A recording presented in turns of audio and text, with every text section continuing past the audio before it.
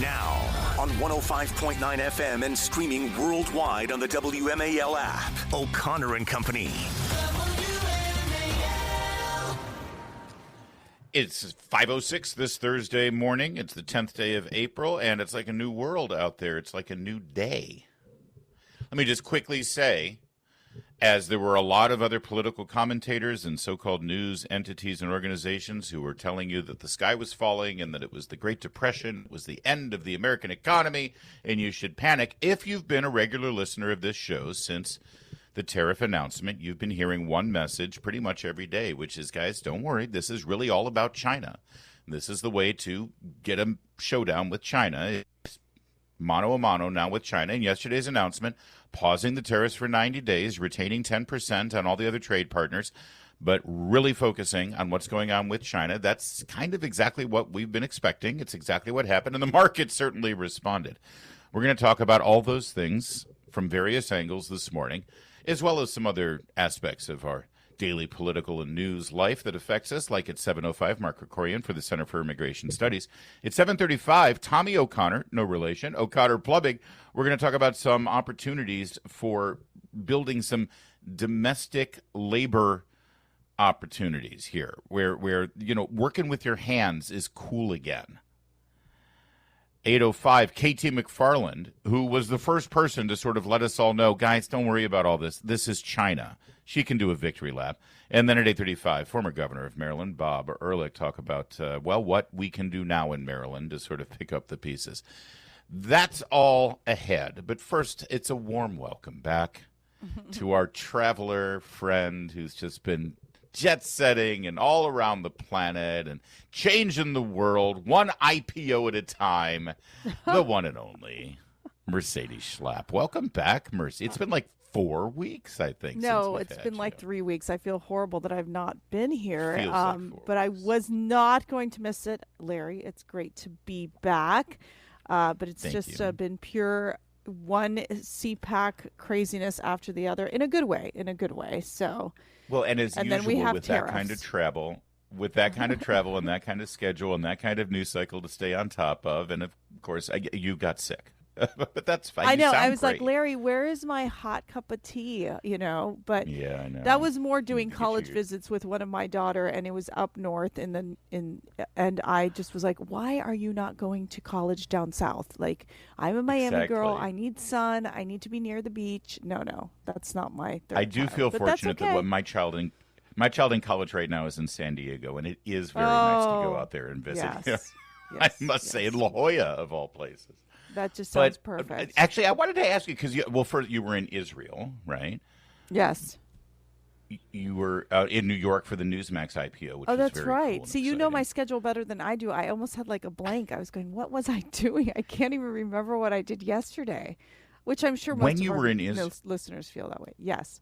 Well, the president had these at the NRCC. We played the audio yesterday. He had some of these surviving hostages. Of course, at CPAC, you had a good number of the hostages and the hostages' families. But you and Matt and a couple of other people from the CPAC organization, you were able to visit Israel and really do sort of the hands-on investigation and exposure to the October 7th attacks. And I saw it through your lens. We texted each other a little bit, and I got to see some of the pictures. But what was that like to see this horrific massacre that happened in our lifetimes just, less than 2 years ago? Right. It still resonates. So, one of the ministers in Israel, Minister Chikli, he comes to CPAC. Larry, I'm sure you met him during our time at CPAC. He invited Matt and I to speak at the International Conference Against Anti-Semitism. It was truly a mix of incredible international leaders, all really coming together, addressing this issue of anti-Semitism, what is happening in their countries. And you hear the stories. We talk about, obviously, what we've seen here on college campuses in the U.S., and then compile that with what's happening across the globe, places like France, places like Germany, in Europe, or even in Latin America. I mean, they had representatives from Paraguay, from Argentina, in terms of how they're dealing with this issue of anti-Semitism, how the Jewish people are being targeted. And it really was a moment of unity for so many people from these representatives from these countries to say, we are going to stop this hatred, these actions against the Jewish people in our community. In France alone, they talked about one story of a 12-year-old girl who was raped and literally abused by these teenage boys, basically saying, you need to give up your Jewish heritage. You cannot be Jewish.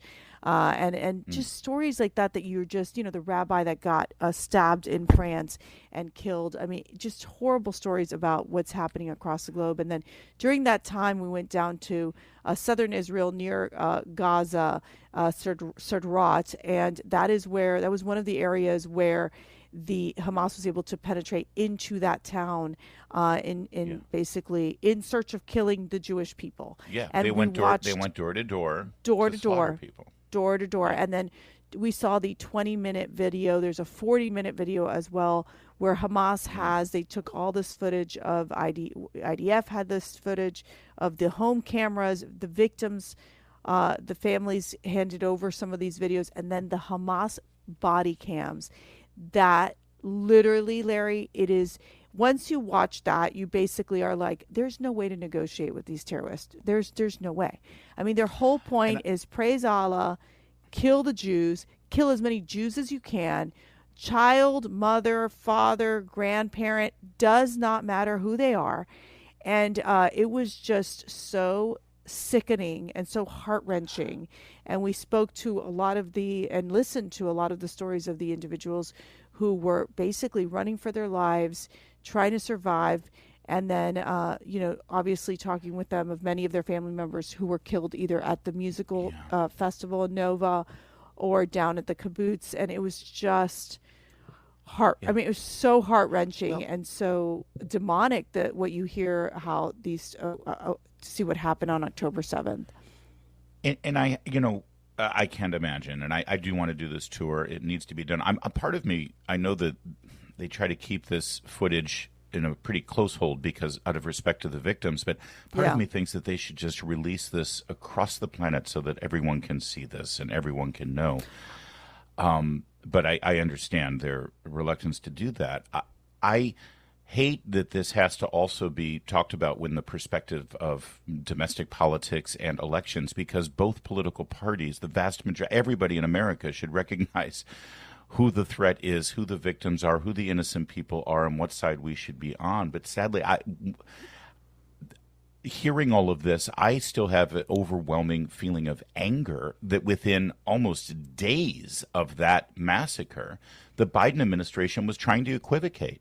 They were trying to, we don't want to make it look like we're on anybody's side here. Well, they have a point about, a two-party state, and it's like, what the hell were we doing at that time as the leader of the free world, not being the most forceful voice on the planet? And it took an election to actually finally get America where they're supposed to be on. Well, and Matt and I had the great honor of meeting the president of Israel, and we also met with Prime Minister Benjamin Netanyahu while we were there. And he told us, he said, look, you got to understand, they have me going to court 3 times a week. This is what they're doing. Same thing. He called it. He goes, over cigars, okay? Like there's this whole idea that they target the leader while this man is trying to conduct a war. I mean, there's no question. The tension, the fact is that Hamas is going to stop at nothing. Hezbollah is going to stop at nothing. They want the land. They want to take over Israel. Yeah. And they're just not going to stop. And Israel they hate has Jews. To defend themselves. And they hate Jews. It is about land, but it's really about Jews. Because if there was no state of Israel, they'd still be slaughtering Jews. All right, hold that thought, because we got a new U.S. ambassador coming in there, and that's going to make a difference. Also, other things that went on while you've been gone for the last couple of weeks, including a close encounter with J.D. Vance that I didn't hear about until after the fact, and I'm a little bitter. So we'll get to that in just a moment. It's 5:15. WMAL traffic and weather every 10 minutes first on the 5s with Jamie Whitten. Jamie, if you had a private session with Vice President J.D. Vance at the White House and you knew my great admiration for him, you'd give me a heads up, wouldn't you? You'd be right there by my side. Thank you. Jamie Whitten is in the Hadid carpet cleaning traffic. Oh, no. Did I just step into something there, Mercedes? No. You told the truth, and that's all we care about. Oh, shoot. WMAL, making sense of the news. Live from the Home Paramount Pest Control Studios. Home Paramount, the leader in pest control since 1939. So, I mean, we could talk all 4 hours about your time in Israel. Really quickly, though, yesterday, as we're having this conversation about your time in that nation, the president participated in the swearing in of his newly approved and confirmed ambassador to Israel, Governor Mike Huckabee, also a Baptist minister, of course, everyone knows. I love this move. I love that it sends the signal. First of all, he is a strong conservative with strong conservative values, always been stalwart in his support of the state of Israel and the people of Israel, but also because he is an unabashedly Christian. I mean, he's even an ordained minister. It sends the signal that this is not a Jewish thing. This is not the support for this country is not, it transcends supporting the Jewish people. It's supporting humanity, and Christians and Jews alike can see God's hand in everything that goes on in that world. Yeah, and Mark Levin and Julie Levin, they say this all the time at CPAC. They do that great panel at CPAC, and Mark says we have to thank the Christian people for supporting supporting the Jewish state, and I think that sends a very strong signal that where the Christians are there to basically ensure also that Israel exists in a peaceful state. And we met with the governor of Samaria, who literally he has an area that's like an outlook area. He renamed the outlook the Trump lookout area. So it's kind of high up on a high hill where you oversee Tel Aviv. And he mentioned how so many Christians have moved from Samaria because the Muslims are, they were threatening the Christians. They were not safe in the area. And there has been this sense of Christians leaving, millions of Christians leaving the Middle East because they are just being persecuted day in and day out. Yep, we've seen it. And by the way, at the Story Against Everybody yesterday, there was a amusing exchange here between Trump and his his ambassador Huckabee.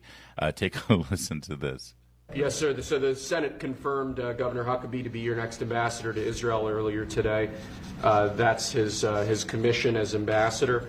And then we also have a transmittal letter to the President of Israel requesting that he accept Ambassador Huckabee's credentials. He's going to be fantastic. He's going to bring home the bacon. And even though bacon isn't too big in Israel. That's just the third letter. I had to clear that up. Well said. Maybe bringing home the bacon is not necessarily the best. That's while he's signing, you can hear with the pen that he's signing the executive order. It just is so. Yes. My favorite moment yesterday was making America's showers great again. That I think. We'll get to that. that. We got water pressure again, baby. Real fast though, you see these scenes from the White House, and it's exciting and all. You while you've been gone last week, you were in New York. That was the IPO for Newsmax, and super exciting for everybody involved with that organization. What a long way they've come. Now they're publicly traded. Stock shot through the roof insanely. You got to participate in the opening bell and all that. Then you come back here that day with one of your Newsmax journalists, and I see you at the White House chumming around with J.D. Vance, getting an exclusive interview for Newsmax, and you're like hugging J.D. And I don't know what to say here, Mercy. Sorry. I know you get so jealous. I'm so sorry about that. But it's okay. I could have been your production assistant. I could have carried your purse for you. I could have just to be in the room. I got a call from Newsmax and like, hey, do you mind just going with Rob to the interview and then give some post analysis of what you thought about the interview? I was like, oh, hell yeah. Like, I'm in, bring it on. So, of course, the vice president was right after Liberation Day. So there was so much of this tension about what did the tariffs mean? The stock market was going down. J.D. Vance is so focused and understands clearly the message and what needs to be done and doesn't back down. And I got to tell you, it's just he just continues to grow in this role as vice president, and it just has this calming presence and this almost like joyful presence as well, where he's just saying, I'm a big fan of the vice president, Mercy. Yeah, that's great. Yeah. I would love to see it up close like that too someday. I know, Mercy. I know. This is twice now. Twice. CPAC, okay. Now at the White House. It's fine. It's fine. It's fine. It's fine. I don't know what to tell you. I feel horrible. You're making me feel very guilty, like Catholic guilt. Good. It's 5:23. I got to go to confession. Now on 105.9 FM and streaming worldwide on the WMAL app. O'Connor and Company. 5:36. Good Thursday to you. Coming up at 7:05, Mark Krikorian Center for Immigration Studies. 7:35, Tommy O'Connor from O'Connor Plumbing. 8:05, KT McFarland. Talk about those tariffs, and, well, like we told you, it's all about China. And then at 8:35, former governor of Maryland, Bob Ehrlich, about, well, how Marylanders can maybe pick up the pieces and get some victories after this horrific legislative session we just endured. That's all coming up. It's Larry O'Connor with Mercedes Schlapp, back from all of her travels and ready to get to work. You ready to get to work? No. I love how I act like all that weather, Larry. All like that it's traveling was here work. In DC. Come on. Yeah, I know.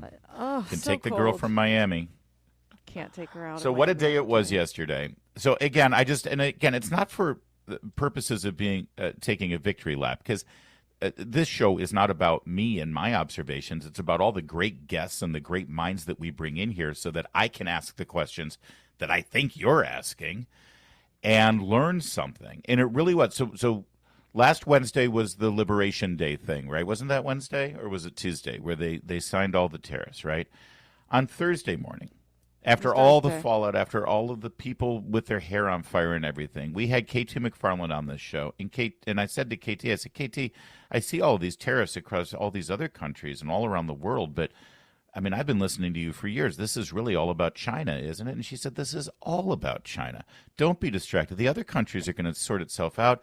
Trump has to do this because of World Trade Organization provisions. You have to do tariffs across the board. You can't just focus and isolate on one country. But if China blinks and China retaliates, then it's game on. Well, that's exactly what happened. And yesterday, the president announced that after close to 70, according to Secretary Besson, 70 countries reached out wanting to negotiate and wanting to get a better deal and wanting to remove their tariffs and other trade restrictions that they've got up in their country. The president said, all right, we've got enough critical mass here with these nations. We're going to put a pause on the tariffs we announced last week. We're going to retain 10% right now for 90 days. But because China has retaliated against our specific warnings of retaliation, because they have increased tariffs, we have increased tariffs, they've increased tariffs. Well, now we're going to increase those tariffs to 125%. And now we are going to work head-to-head with China to finally, once and for all, have reciprocal trade arrangements with this country that everyone on the planet knows has been cheating in the World Trade Organization, and it's game on. Within moments, the market jumped 8%, Mercedes. The single largest gains in Wall Street in history. And by the end of the day, I think it ended up being, what was the final number here? Did we get a final number on yesterday's stock market? The markets rebounded, obviously. And this seems like exactly where the president wanted to end up, which is China's the problem. But because of restrictions and World Trade Organization, these things, we got to send the message to the whole world that this is how we're doing business now. And now let's go with China. That's sort of what I saw happen. Well, and President Trump, he urged Americans, look, just be cool. And then he said, this was Wednesday morning, and he added, this is a great time to buy. So now I have you see people on X basically going, oh, I should have listened to the president. I should have bought. It was truly remarkable. And you have Adam Schiff saying that he wants to investigate him for insider trading. I know, which I'm sure they'll do. Oh, come on. So look, I have to say, hats off to Secretary of Treasury Scott Bessent, who I think has been one of the most calming forces and presence in explaining what the president is thinking and how he moved forward to implement these tariffs. And look, at first you would see this almost insane reaction coming from Wall Street, like this just nervousness, anxiety, just they didn't know how to deal with this. Or like Goldman Sachs at first was saying, we're headed towards a recession. Jamie Dimon as well making these comments of saying, if we go down this path, that we're going to head in a recession. And so now after we saw that the president said, I'm going to do a 90-day pause, it's going to basically do a 10% tariff on all of the countries who have come back to us to have these negotiations, except for China. And the reality is that China is isolating itself by not wanting to negotiate, but by continuing to add retaliatory tariffs to the United States. And so, President Trump is not going to put up with that. It's been I think, very clear that he is going to be strong against China, and that we have to figure out ways where we can bring more manufacturing jobs back to the United States, where we are not solely dependent on China, and the concept being decoupling from China, right, Larry? So that we're able to produce the needed goods, and not only just the goods, but things that we need, like, for example, semiconductor chips that we shouldn't be relying on China, pharmaceuticals where we shouldn't be relying on China. And I really think that the American worker has said, yes, finally, someone who gets it, someone who wants to ensure that we bring jobs back into our country, as opposed to just being so reliant on China, which I think has become a big issue for the U.S. Well, in the commentary, we trust me, we got plenty to discuss this morning on all of this stuff, including a conversation with KT McFarland coming up at 8 o'clock. And, by the way, Tommy O'Connor from O'Connor Plumbing, because a lot of these Tommy imports, O'Connor. Is he your brother, Tommy? Larry? No, Larry, not Tommy? even a cousin. But I'm sure somewhere down the line. But there's a lot of industries who have potentially been affected by this, who, you just laid out a lot of things that have been made in China that really shouldn't at this point, including even plumbing supplies and HVACs and things like that. But I'm still mesmerized by the reliance in corporate legacy media on the commentariat, who still don't quite understand, who still, they're looking at yesterday saying, well, Trump caved. So for the last week, they've been saying, Trump's got to remove these tariffs. It's a nightmare. He doesn't know what he's doing. Then he resets and he says, okay, the rest of the country, 10%. He didn't remove tariffs. He just said down to 10%, but we're going to go head to head with China. And they're like, well, Trump caved. And I was like, all right, number one, I thought you wanted him to do this. Number two, he didn't remove the tariffs. He just brought it down to 10%. Number three, he always had a plan. And it's always, smart people have been saying this. And yet they still rely on these voices that end up creating hysteria, misinformation, and confusion. And I guess I just want to sort of reset and say, if you've been listening to talk radio or podcasts or cable news, and they've been in panic mode for the last week plus, and then you wonder what the hell we're smoking over here on this show, where we've been saying, guys, this is really all about China. That's the end game. We got to fight China. Everybody knows it. The whole world knows it. And that's where we're going to end up. And now we're here. Well, I guess you were better informed, I guess, is the best way to put it, thanks to our guests and our analysis. Yeah. And I think, I think it's the fact that you understand how Trump thinks. And I think, let me tell you, this is what happens with Wall Street. This is what happens with these major corporations. They hate anything that in any way can upset their projections, their everyday work, right? And so, I think what was very irresponsible coming from the media was when you had Jim Cramer coming out and saying there would be Black Monday. I remember reading that. Of course. Well, Larry, Jim Cramer's and thinking, a punchline at this point. Yeah, but come on, that is that can influence markets because these are very influential. These people influence and understand the market. And here you have this, we're going to end up in the black market. It's going to be, Black Monday, it's going to be the worst. And it didn't happen. Yeah. It did not happen. It is noteworthy that these corporations are all in the right. These news agencies are owned by Disney and Viacom and Yes. and Comcast, and you would think that they would, be a little more responsible about who they put on the airwaves to communicate to the American people. But I'm not holding my breath. 5:45 WMAL traffic and weather every 10 minutes. First on the fives, Jamie Whitten, always keeping calm there in the Hadid Carpet Cleaning Traffic Center. Mark Levin, weekdays 6 till 9 on 105.9 WMAL, making sense of the news. We've got more on the tariffs, the market reaction. In fact, Tesla had a very good day on the stock market. Somebody should check on Tim Walz and see how he's doing. But speaking of Tesla, the Department of Government Efficiency, which of course is the offshoot of the Department of Office and Management and Budget, OMB, that the president has empowered to look at all agencies and find ways to root out fraud and make the government run more efficiency. That, of course, headed up temporarily by Elon Musk until his 130 days are up on May 30th. They made an announcement yesterday, Mercedes, that is mind-blowing. An initial survey of unemployment insurance claims since 2020, so this is just in the last 5 years, 24,500 people over the age of 115 claimed $59 million in benefits. 28,000 people between the ages of 1 and 5 claimed $254 million in benefits. 9.7 thousand people with birth dates over 15 years in the future. These are people who have not been born yet. They're on the books.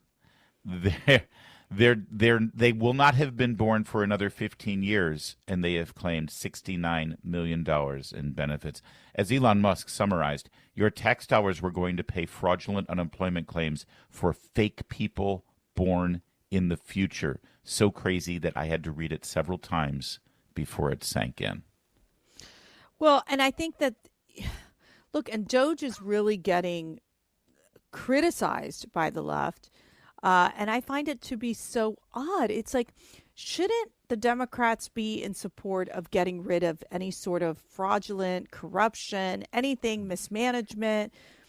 They always said they were. That the bureaucratic processes that are, and the technology, which is, there's no modern, it seems like they're just not up to speed in terms of technology and basically dealing with these issues that we're seeing. I mean, it's just outrageous, the misspending of money. They've taken advantage of the American tax dollar and the American taxpayer. And I think it shows that DOGE wants to clean it up and basically ensure that we're saving, billions, really at this point, billions and billions of dollars to ensure that it's spent appropriately. And when you look at the fact that the federal government is so bloated, there's so many of these duplicative jobs that are across the agencies. You don't need to have all these multiple offices in these different departments. Make it into an efficient government. And I think it's why you've seen Elon, really masterfully. I mean, I think he's had some issues and he has admitted to, like, look, I made a mistake. We got to clean this up. But for the most part, you're seeing these secretaries working with DOGE to get rid of the things that are unnecessary. You see, at EPA, they got rid of this whole, environmental museum that only 2,000 people ever visited. Whoever wants to visit the EPA headquarters? I mean, it's not that exciting, people. You know what I mean? Or the Dr. Fauci exhibit over at NIH. No need for that. We don't need to spend money on that. So it just shows that. And meanwhile, we don't have a memorial to John Adams in Washington, D.C., but we have an Anthony Fauci museum wing over at HHS. Mm-hmm. Yeah, no, this is a study. Now, listen, they're going to dive into it. They're going to find out what this was. Maybe it was fraud. Maybe it was data input. Maybe it was. But by my count, that's $325 million since 2020 that shouldn't have gone out the doors, and it did. Hold fast, everybody.